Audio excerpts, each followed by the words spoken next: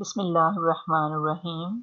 Welcome students in this class of BS English. Your course title is Semantics, course code ENGL 4140. This is your course instructor Tayyaba. Before starting today's session, I would like to acknowledge the resources. The source material of this presentation has been taken from the research article, that is Some Tenets of Cognitive Semantics by Peter. Then Introducing Semantics by Reamer, and the third one is Semantics, that is written by Said. In our today's session, we will consider meaning from the perspective of the cognitive operations, which the mind can be hypothesized to perform in using language. Students, we have already discussed the idea that words in natural language can be seen as categories. We have also discussed the prototype theory and categorization in our previous session.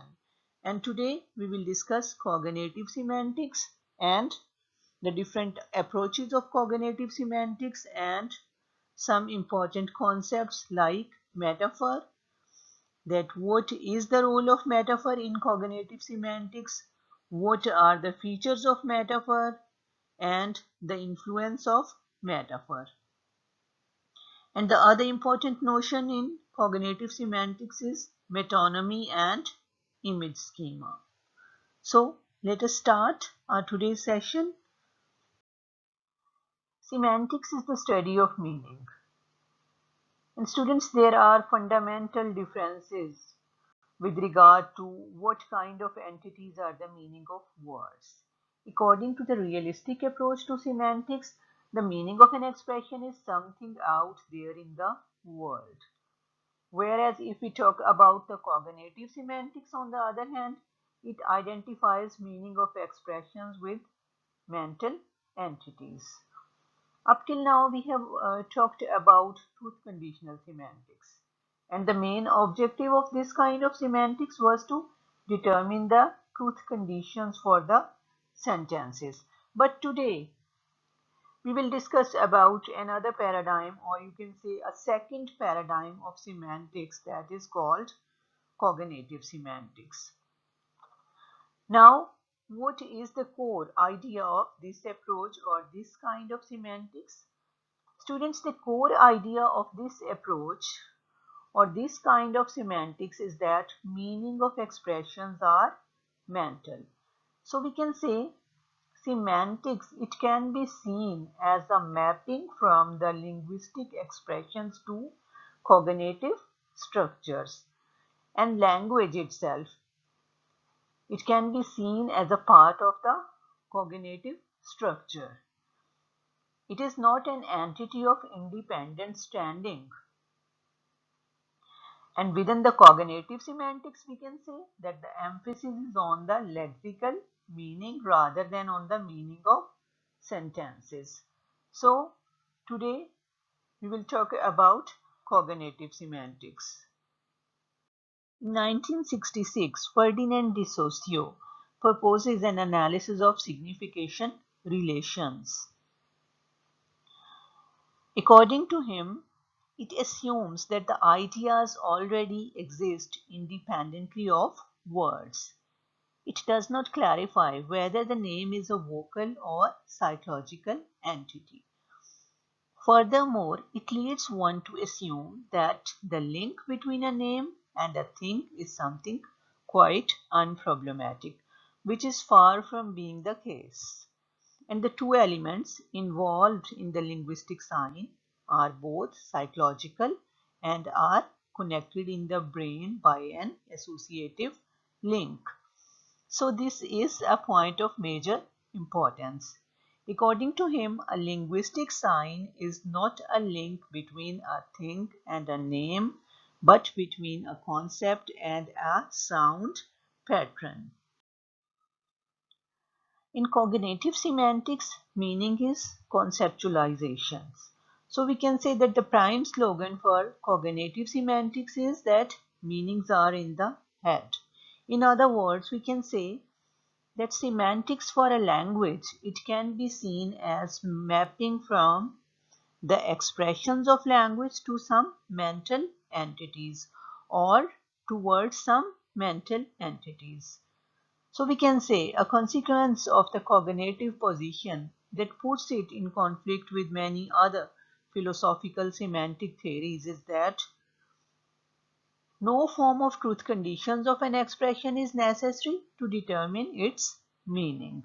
So we can say that the truth of expressions is considered to be secondary in cognitive semantics, since truth concerns the relation between the mental structure and the world.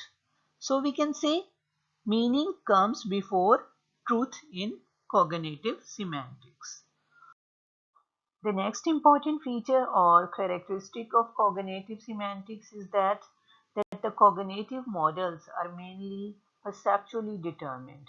It means that meaning is not independent of perception. Since the cognitive structures in our heads are connected to our perceptual mechanisms, and it can be directly or it can be indirectly. So we can say that it follows that meanings are at least or partly perceptually grounded.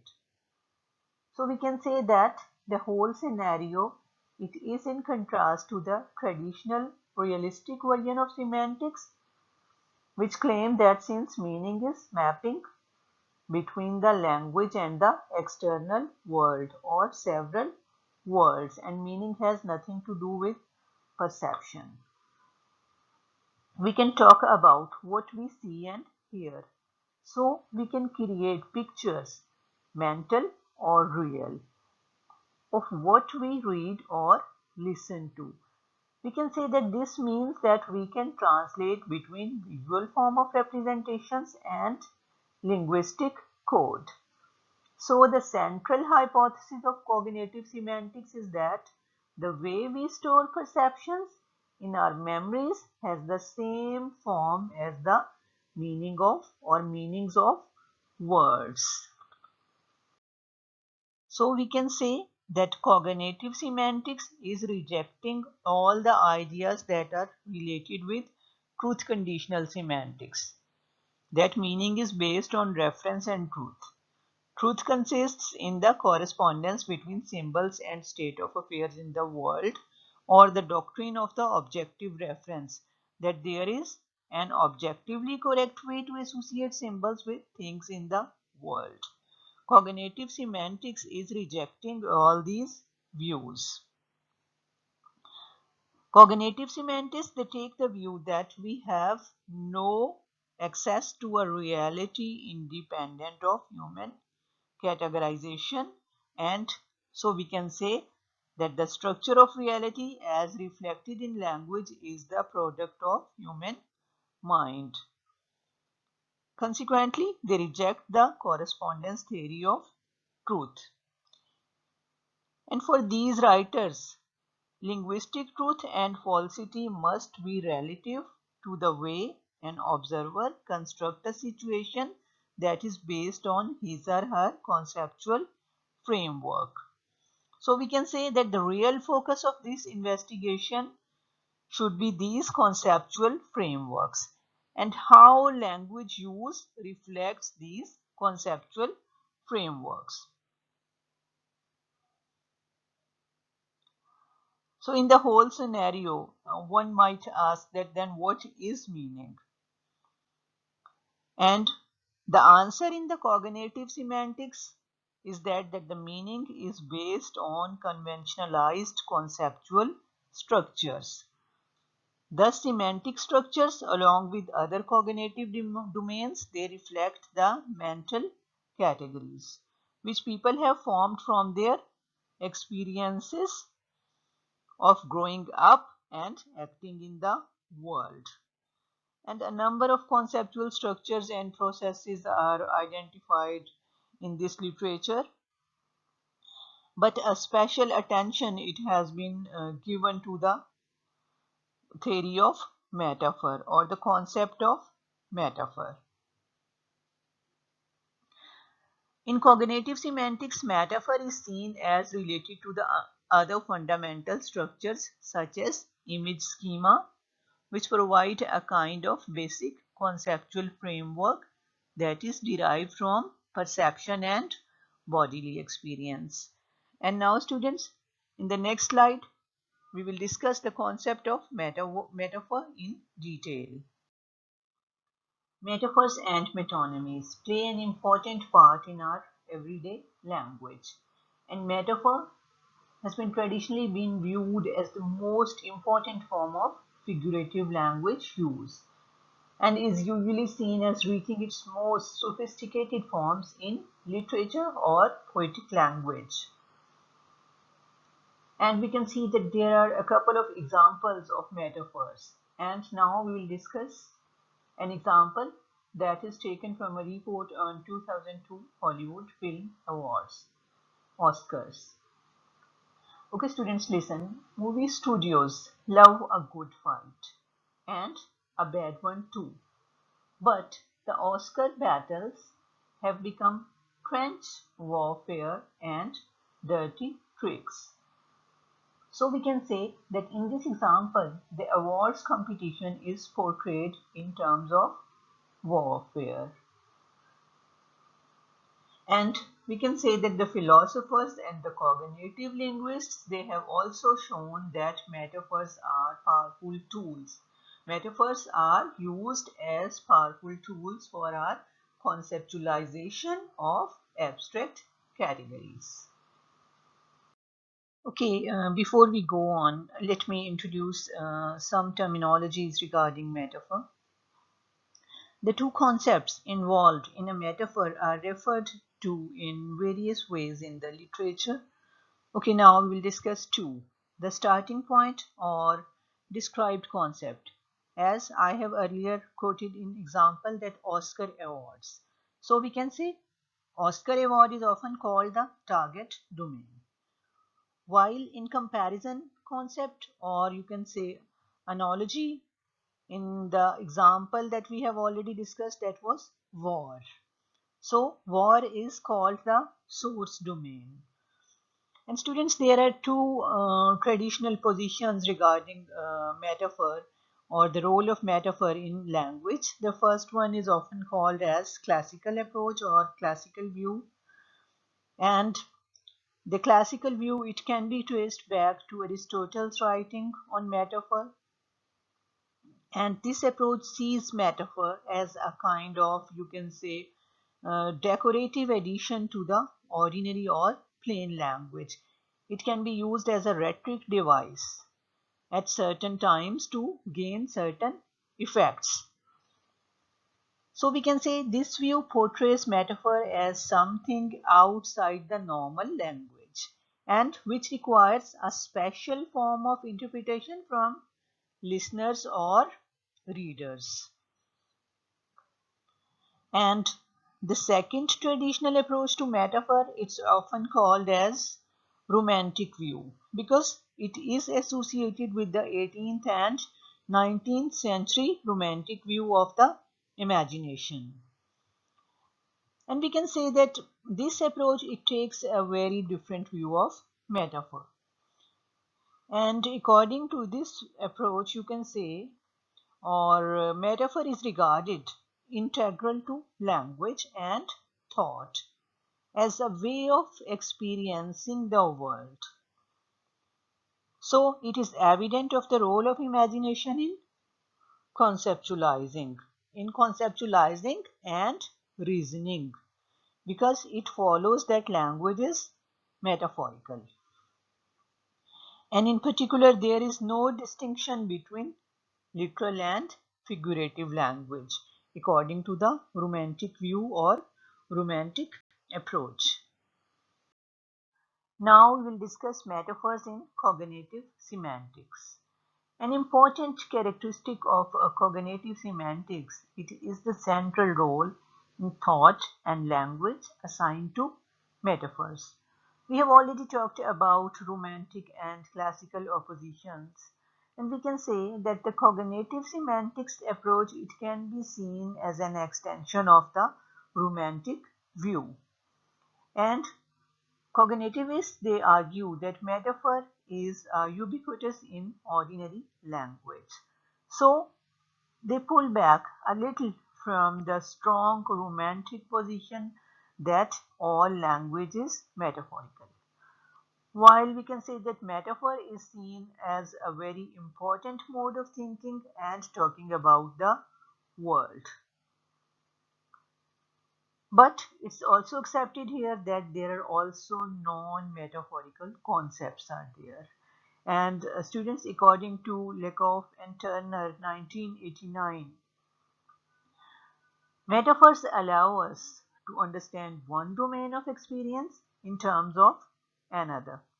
And to serve this function, there must be some grounding, some concepts that are completely understood. Why? Metaphor to serve as source domain.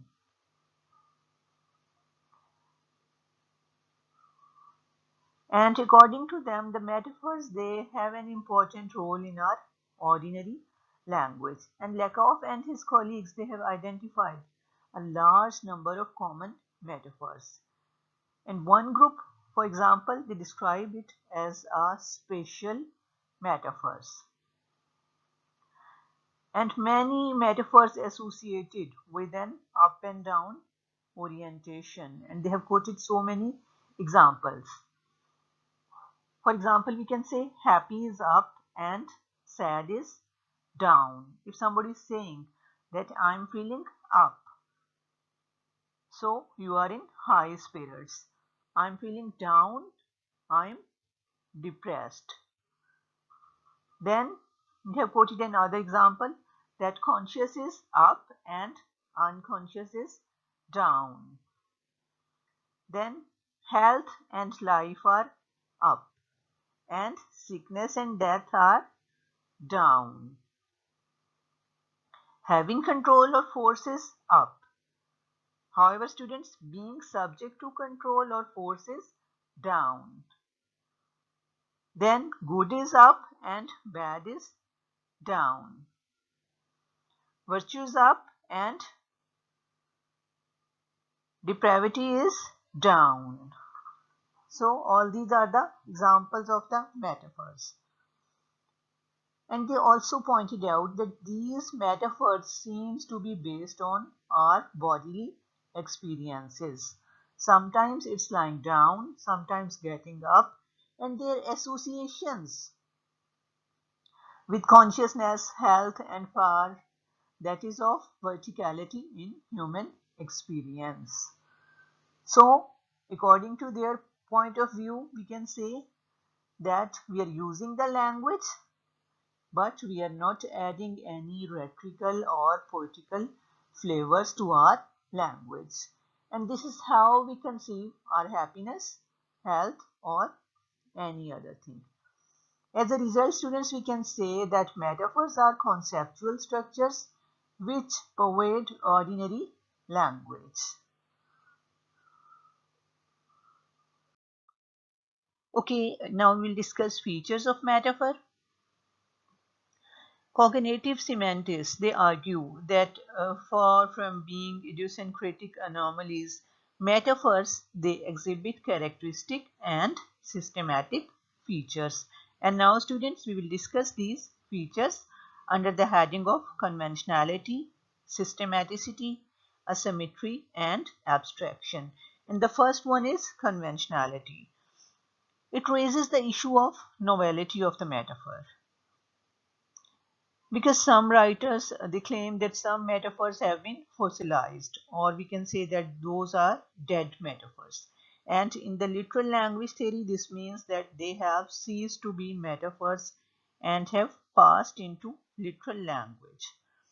But we can say here, the cognitive semantics, they argue, they oppose this view, or they are against this approach. And they point out that even familiar metaphors can be given a new life. Thus, they are showing that these metaphors, they retain their metaphorical status. Okay, if we take, for example, the up-down metaphor. So we might consider an instance like, if I'm saying, my spirits rose to be dead, a metaphor. Yet this general metaphor is continually being extended, and it's not accident in this view that the stimulant reactional drugs, they are also called upper, and tranquilizers are called downers. The second feature of metaphor is systematicity. It refers to the ways that a metaphor does not just set up a single point of comparison.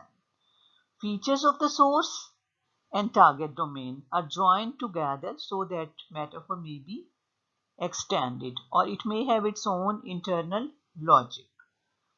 Okay, students, one more example for you people, that more than 4.5 billion years of evolution have erased all traces of the sun's youth.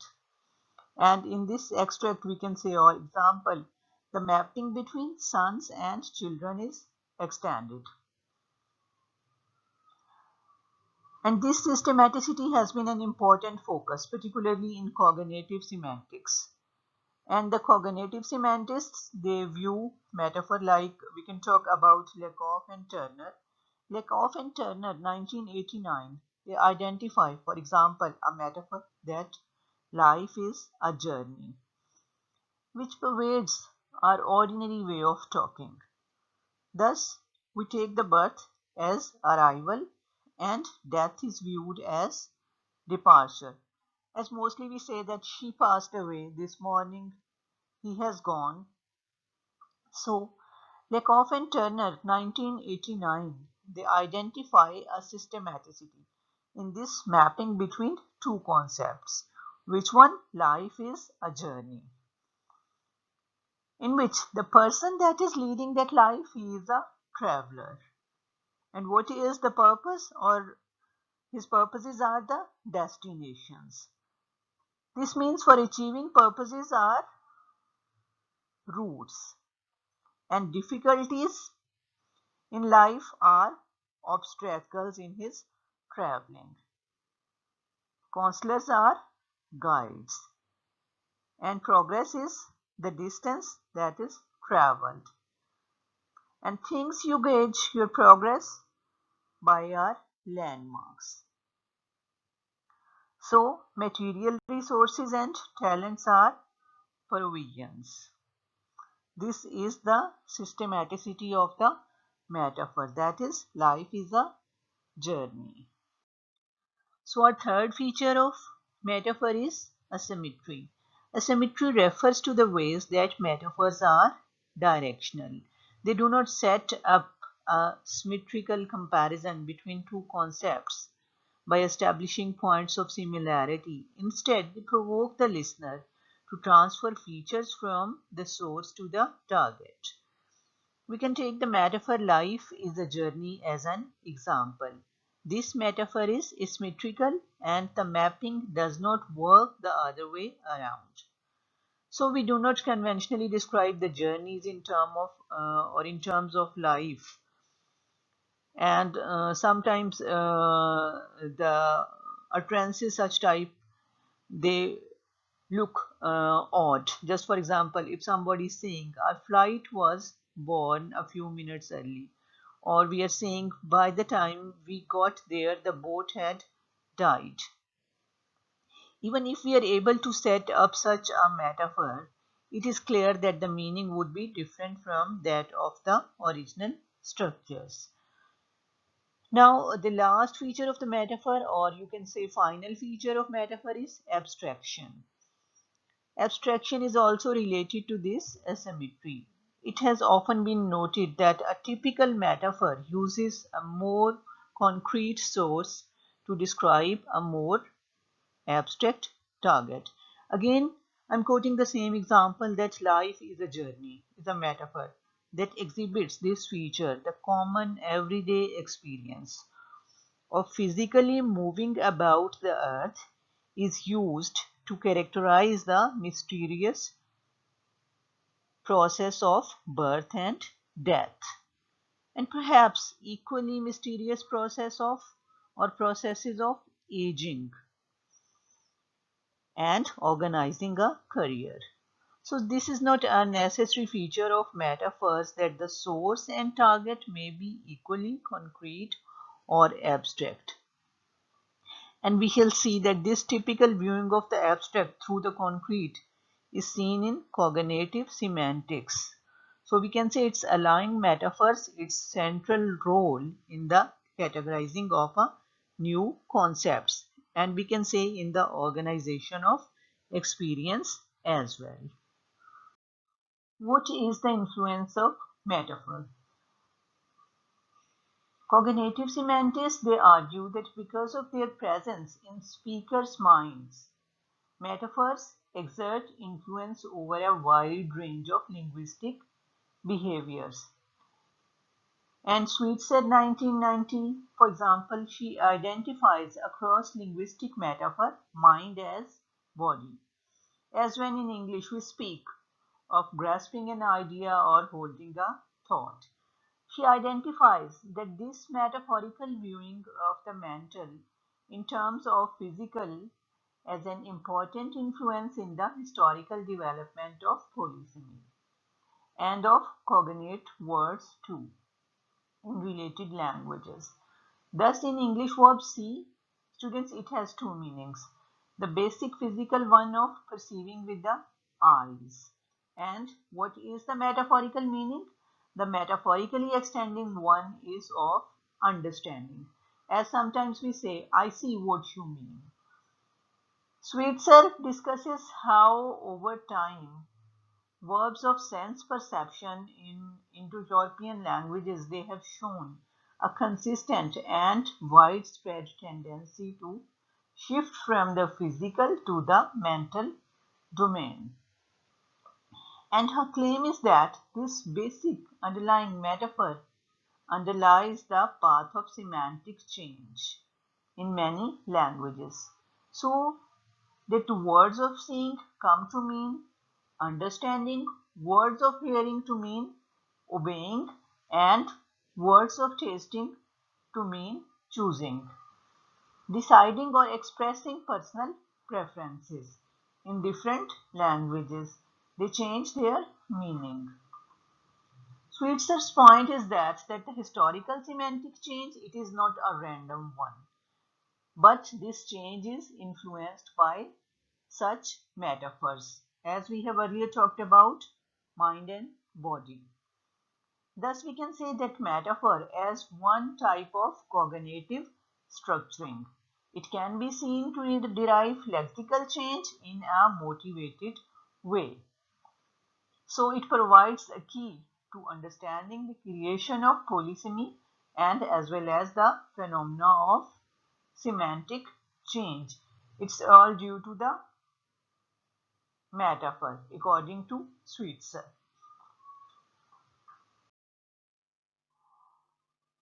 In cognitive's perspective, metonymy shows many of the same features just like the metaphor. And according to them, they are the both conceptual processes and both may be conventionalized.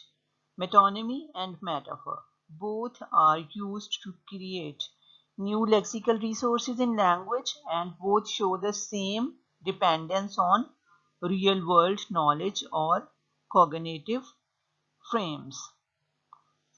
And the distinction between them is made in this literature by Lakoff and Johnson and so many others.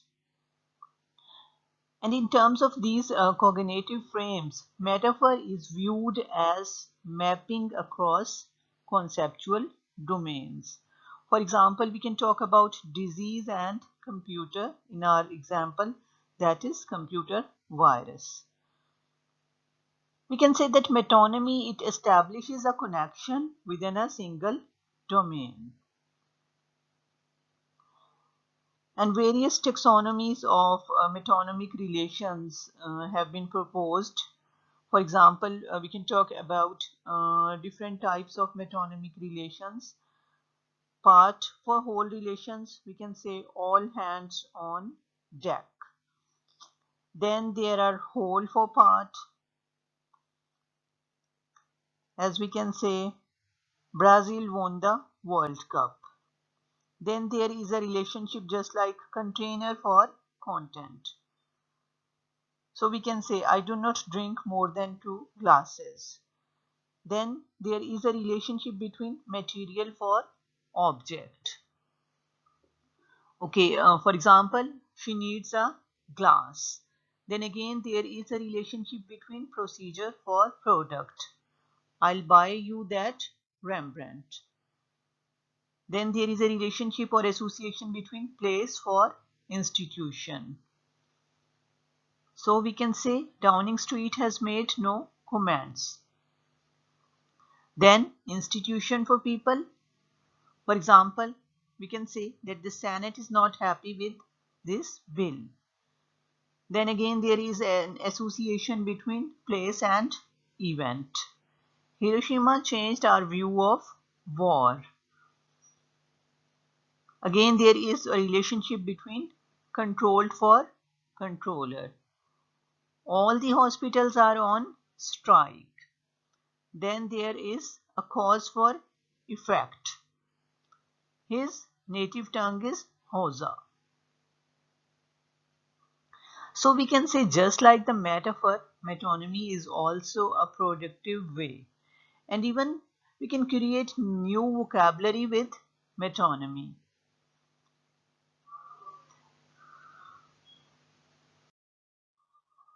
We can say that cognitive models or cognitive semantics, it is primarily image schematic. We can say that image schema, it is just like a structure within cognitive processes which establishes patterns of understanding and reasoning. So we can say image, it means something mental imagery and not it's just like the exclusively indicating any visual imagery or visual thing. And then what is a schema? We can say it means that image schemas are just like abstract concepts consisting of patterns, and these patterns are emerging from our repeated instances of experiences. Image schemas are very important with regard to our conceptual structures in the cognitive semantics literature as well as.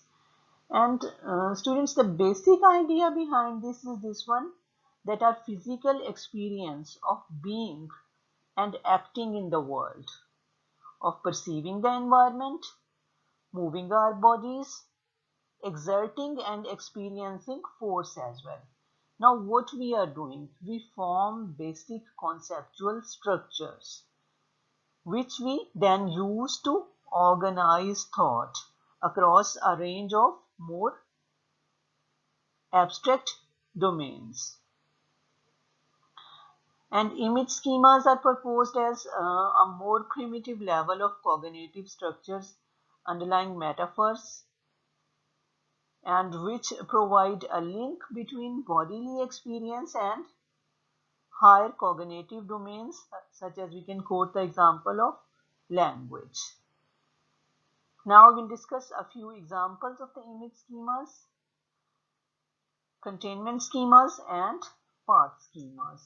As far as containment schemas are concerned, we can say containment schema, it is derived from our experience, from experience of our human body itself, because human body itself, it's just like a container. From being physically located ourselves within the bounded locations, we are in the bounded locations like rooms and beds, and we are also putting the objects into containers. So same is the path schema. What is a path schema? We can say path schema reflects our everyday experience of moving around the world, experiencing the movements of other entities, as well as we can say our journey is typically, students, having a beginning and an end. So we can say a sequence of space on the way and towards, we are moving towards direction. And other movements may include projected paths like the flight of a stone thrown through the air. So we can say These paths or path schemas tend to be associated, you can say, with directional movements. Like there is a directional movement from A to B. So students, now I would like to present an overview of this session. We have discussed the topic of cognitive semantics in 2 sessions. In our previous session, we have talked about categorization. What is categorization? We have already discussed that categorization, it is a fundamental psychological process, and the human mind can class different things in the world in the same category, and human mind can denote them with a single term, and words can be seen as the names of the categories. And categorization has already been a major focus of investigations of word meanings. But still, we have already discussed a few problems with regard to categorization. That there are certain categories in which some members are better exemplars of the category than others. Then we have already discussed that there are certain categories in which the boundaries of membership are not clear-cut. So the boundaries are fuzzy. So it's not always possible to say whether or not something is a member of the category or not. Then we have discussed prototype categorization. Again, there were a few problems regarding prototype categorization, that how do we identify the relevant attributes in a category, and how can we account for the boundaries of prototype categories. And in today's session, we have discussed cognitive semantics. And what are the major features of the cognitive semantics that we have discussed? That meaning is conceptualization. So, cognitive semantics, it is rejecting the view of truth conditional semantics. And cognitive models are mainly perceptually determined. It means that meaning is not independent of perception, according to cognitive semantics. We have discussed the concept of metaphor and metonymy with regard to cognitive semantics. And we can say that metaphor, it is stressed in much cognitive semantics, just like as an inherent aspect of language structure. And cognitive semantics shows that metaphor is not the exception in language, and metaphorical ways of talking are just as widespread as literal ones. So we have also discussed the Lakoff theory of metaphor, and he proposes that metaphor is a cognitive process which helps us to conceptualize our experience by setting up correspondence between easily understood things and the things that are hard to understand. Then we have discussed the concept of metonymy, that metonymy is a part and whole relationship. And the third important feature of cognitive semantics that we have discussed is image schema. That image schema, it is like a structure within our cognitive process, and this image schema establishes patterns of understanding and reasoning. And students, these image schemas are abstract concepts consisting of patterns, and these patterns are emerging from our repeated instances of experience. And this is all about our today's session. Hopefully you people have enjoyed our today's session. Thank you very much.